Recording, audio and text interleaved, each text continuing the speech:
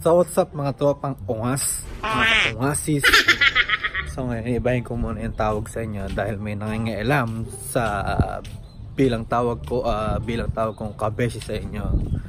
So tinatanong kung bakla ba daw ako. So hindi ko napapatulan yun dahil mga pakilamero lang naman yung mga ganon. So yung kagigising ko lang, pupunta ako ng mall dahil naglolo ko yung iPhone XS Max ko na binili 2 days ago. So pupunta muna ako doon, papaayos ko dahil nakakabuisit ako. Busit talaga ako kahapon. Hindi ko magamit na maayos. Kusa siya nag-scrolling up. Sasamahan nyo na lang muna ako na ipaayos yung iPhone XS Max ko ngayong araw. Hindi, yung tungkol pala sa kotse, hindi ako makabili agad dahil busy pa ako. Pero pag nagka-time, bibili ako or inaantay ko pa yung bagong Toyota Supra na lalabas. Ayokong magmadali muna dahil yun nga, nabalitaan ko may darating na i-release na yung Toyota Supra, kaya hindi muna ako bibili. Pero kung hindi na talagang mapagantay, may bibilhin ako this week na Mustang GT 2018. So yun lang, antayin nyo na lang kung ano yung mabibili ko.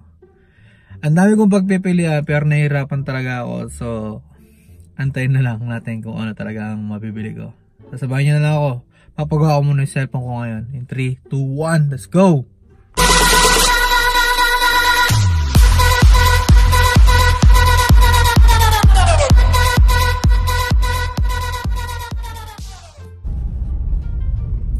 So ayan mga kaungas, as you can see, nagdadrive na ako papunta sa mall.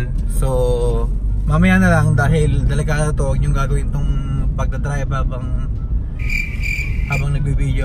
Tama ba yung term ko? Huwag kayo magbibideo habang nagdadrive, delikado yon. Tapos stick shift pa yung kotse nyo. So mahirap na talaga kayo nyan. Para kayo ungas talaga nyan dahil hindi kayo makapagkambyo. Tulad yan nga, magkakambyo ako, teka lang, segunda, tercera na pala. So mamaya na lang ulit dahil mahirap pag video habang nagdadrive dahil magkakambyo-kambyo ka pa. So update ko na lang kayo. So ayan mga kaungas, teka tignan ko nag-video, ayan nag-record na. So ayan mga kaungas, nandito na ako sa mall ngayon dito. Naglalakad ako, papaayos ko na yung iPhone ko. Babatrip talaga ako, nantitrip na naman siya. Papunta pa lang ako dito, nantitrip na siya. Yung kusa siya pumipindot sa screen, kusa din na nag-scroll up. So syempre nakakabuisit yan, diba?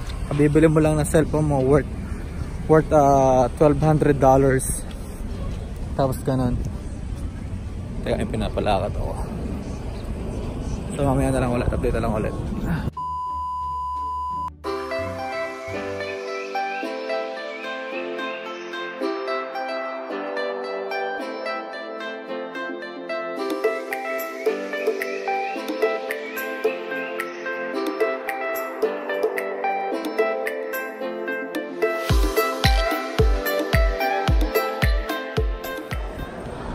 So ayan, malapit na ako sa mall.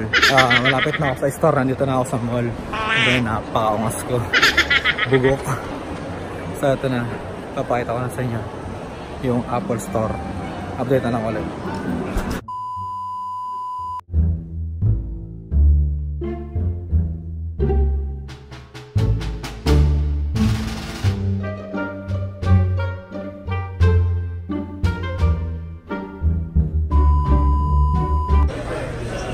So mamaya na lang ulit, update ko na lang kayo. Papakayos ko muna itong iPhone ko.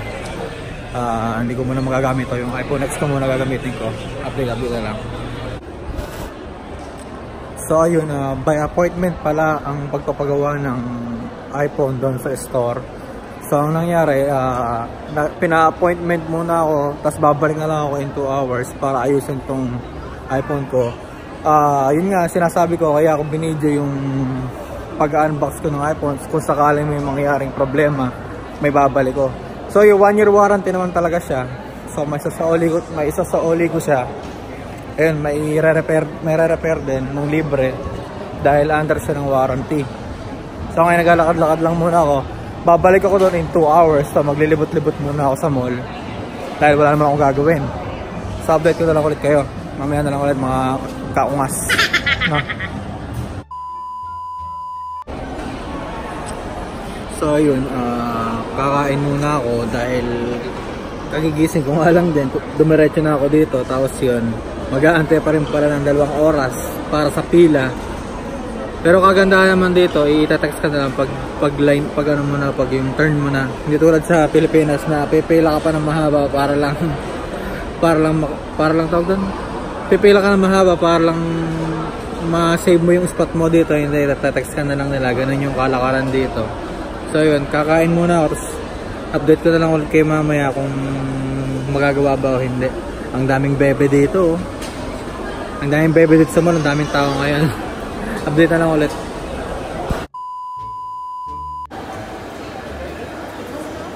So ayan, cheat day ako ngayon. Makikita nyo, cheat day ako ngayon. Ayan, masebo ang kinakain ko ngayon. So update lang ulit, no? Mamaya na lang ulit. So ayun, habang nag-aantay ako ng turn ko sa appointment para sa pagpapagawa ng cellphone, nagbabasa-basa ako ng mga comments sa YouTube. So ayun, may mga suggestion tungkol sa kotse ng mga Lamborghini, Bugatti, mga ano naman. Ang mamahal ng mga sinasuggest nyo, ang sabi ko lang na budget ko ay 40k. Eh ang mga sinasuggest nyo, yung mga 300,000 na kotse, wala akong pambili nun. May mga nagsasuggest pa ng mga tricycle, Kubota, mga abnormal ang puta. America, tricycle, Kubota, mga abnormal ba kayo? So yun, may mga pagpipilian rin naman ako sa sarili ko. It's either Dodge Challenger or Ford Mustang, pero second hand na lang yung kukunin ko para pasok sa budget ko, kasi sobrang mahal talaga ng bago. Hindi ko ma-afford kung ikakash ko. Kung hulugan naman, walang problema, pero ayoko ng hulugan kasi sakit sa ulo. Ang sakit sa ulo magbayad ng hulugan dito sa Amerika. Hindi, para sa akin, hindi siya worth it. Tapos may interest pa. So yun lang, update ko lang ulit kayo. Naisingit ko lang to dahil ngayon natatawa nga ako sa mga suggestion ng iba na luxury car yung sinasuggest sa akin. Ang sabi ko lang naman 40k lang yung budget ko. So mag-suggest kayo ng 40k lang yung worth ng kotse. So yun lang yung kaya ko. At sa mga nagsasuggest ng mga Toyota 86 dyan, naka Toyota 86 na po ako. So pwede rin naman 2 Toyota 86 ko, pero malalaman natin kung anong bibiling ko. Okay? Update na lang ulit.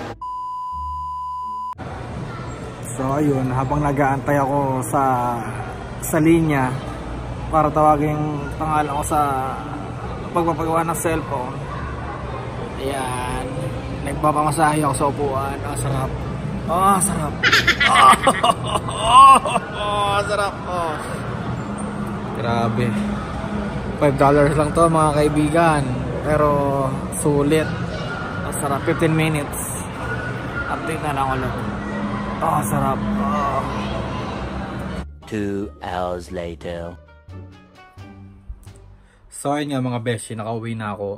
Hindi ko na na-video yung mga pangyari kanina dahil napakatagal ko nag-antay doon sa labas ng store para magawa yung iPhone ko.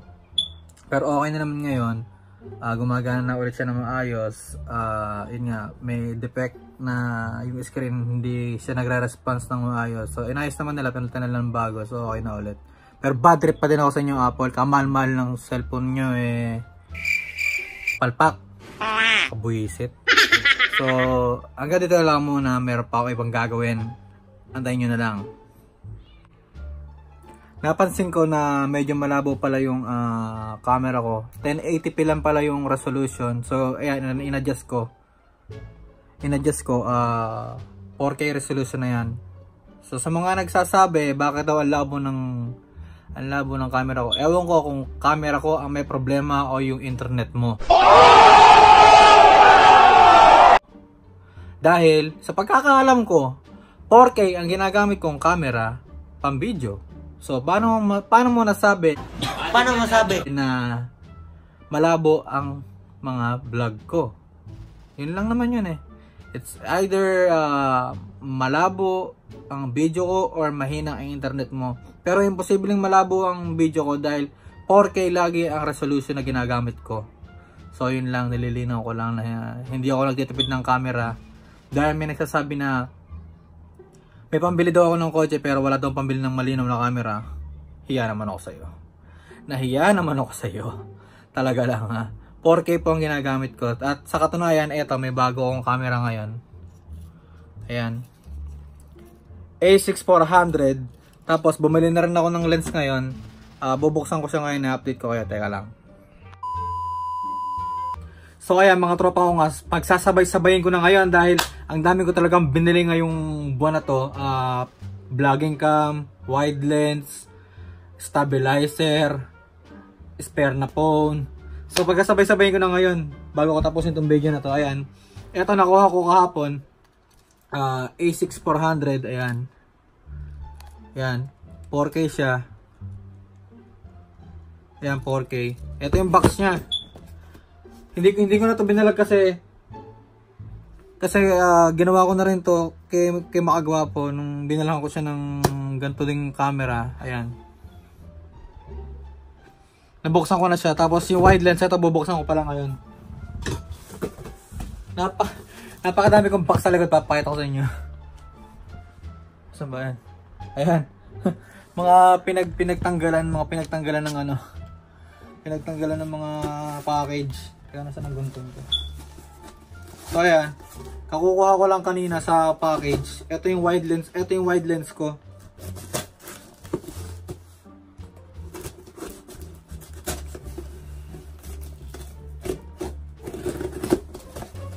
Tignan natin kung anong ano. Binasa ko yung review nito. Maganda raw to sa pang-vlog. Wide lens na Sigma. So ayan. Ayan, nakikita nyo ba? Ayan. Buksan ko muna. Ang dami. Ang yaman sa package ah. Ayan na, ito na. So ito na yung aking lens for vlogging. Ayan. Cover. Ito yung pinaka lens. Ayan. So ito, nare-review ko lang ngayon. Tapos gagamitin ko na sa next vlog ko. Titingnan natin kung talagang maganda to. Kasi kung nanonood kayo ng mga teleserye, nakikita nyo yung blurred yung likod. Ganto to, ganto. Ganto yung lens na to. Kaya maganda rin to pang mga pang cinematic, pang ano. Pang cinematic talaga to actually. Pero maganda rin siya sa vlog. Nakita ko yung review kaya ito binili ko. So assembling ko muna. Tapos ito, bago ko tapos itong video na to, ayan, ito yung stabilizer. Stabilizer na pang SLR. Para maganda yung pag-handle pag nagagawa ka ng mga short film, pag nagagawa ka ng mga movie. Ayan yung pinakamagandang gawin. Stabilizer nga para ma-stabilize yung video, hindi siya magalaw. So hanggang dito na lang. Maraming salamat ulit. Don't forget to like, comment, share, and subscribe. Sa mga bago sa channel ko, welcome kayo dyan. So maraming salamat ulit. Hanggang dito na lang. Peace out.